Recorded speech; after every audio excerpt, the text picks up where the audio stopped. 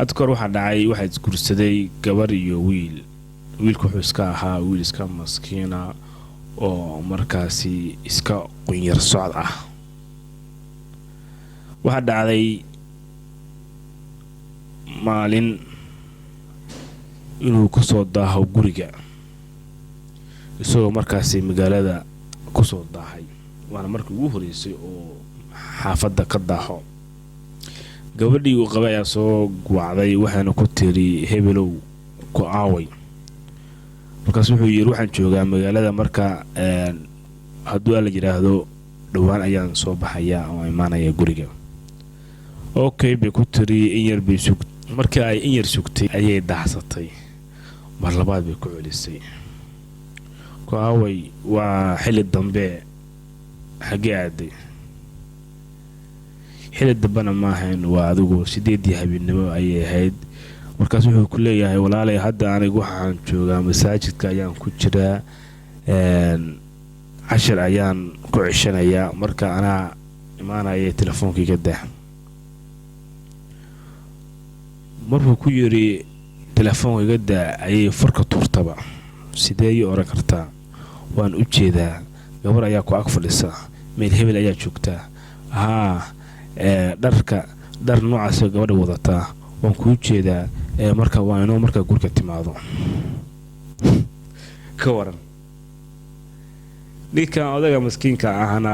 gabar iyo waxaas midna lama joogee masaajid wuxuu la joogaa koox saaxiibadiis ah oo markaas ay casharo ku wada cishanayaan gabadheena filin hor ayay daaratay oo ahayd in ninkii gabar kale uu la joogo isla markaasna waqti la qaadanayo hadhow toole markii uu ninka odayga ahaa yimid xaafadiisa ayay dhakab tiri si wax wada maxaa dhacay maxaa kugu dhacay maxaa gabadheena dhiida ay sixirtaba ninkii ilaa inaad furto mooyaane xal kale ma jiraba walaalay maxaan kugu furaa maxaan kugu sameeyay maxaan ka galabsaday waxay soo istaagtay waan arkay markii aad gabadha aad la fadhisay walaalaya ku sheegay waxa ii sheegay iska daa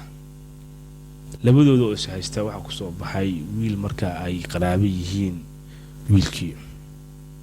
markuu soo dhaxgalay ayuu yiri maxaa jira xilli dambe isku haystaan markuu ninka odayga ahaa markuu dhageystay labadooda ayuu dareemay in meesha ay kalsooni la'aan ka jirto isla markaasna gabadhu ay xanaaqsan tahay qofka xanaaqsanna wuxuu doonaa ayuu ku hadlaa markaas ayuu ku leeyahay waxay dambe subaxii ayaan ka wada hadlaynaa wixii jira ee hadda iska seexda subaxii ayaan isku imaanaynaa subaxii markuu waaga bariyay ayuu u yimid labadooda oo meel fadhiya oo aysan ka qasnaynba bal ii warama waa fiicanahay haye ka hor maalintii xala dhacday soo waxay gabadha ku tiri xala maxaa dhacayba xalay maxaa dhacaba soo yiri xalay waxaan ku soo baxay qaladiina iyo dagaalkiina soo wuxuu jiraan markaas ay gabadha wuxuu ku leedahay waxaasi wax jira ma ahayn waa naga noqotay waxba dhexdeena ma dhex taagna marka daawadayaal kalsooni la'aantu waa caqabada ugu weyn haysata dadkeena Soomaaliyeed ma fahansana kalsoonida marka anigu waxaan kula talin lahaa dhammaan ummadda Soomaaliyeed in ay kalsoonidoodu ay noqoto mid ku saleysan jacayl qofka bini'aadan qalad uu ka dhici karaa si way ka noqon karaan laakiin adiga shaqsi ahaantaada kalsoonidaada xooji waxaad aamintaa inaad nafsadaada adigu aad dabaanad qaadi karto kuna kalsoonow qofka aad jeceshahay isla markaasna adigu aad soo xulatay markaad guursanaysay ama markaad jeclaanaysay oo adigu aad soo xulatay kalsoonow ha kugu xumaado ama kugu wanaagsanaado kalsooni haddaysan jirin jaceylna ma jiro. daawadayaal halkaas waxaa inoogu eeg qodobkii aan maanta ka hadlayay oo ahaa kalsoonida. sidaan filayana waan isla fahanay waan isla qaadanay in kalsoonidu ay tahay shay muhiim ah, in kalsoonidu ay tahay shay muhiim ah haddii la waayana aysan waxba dhici karin.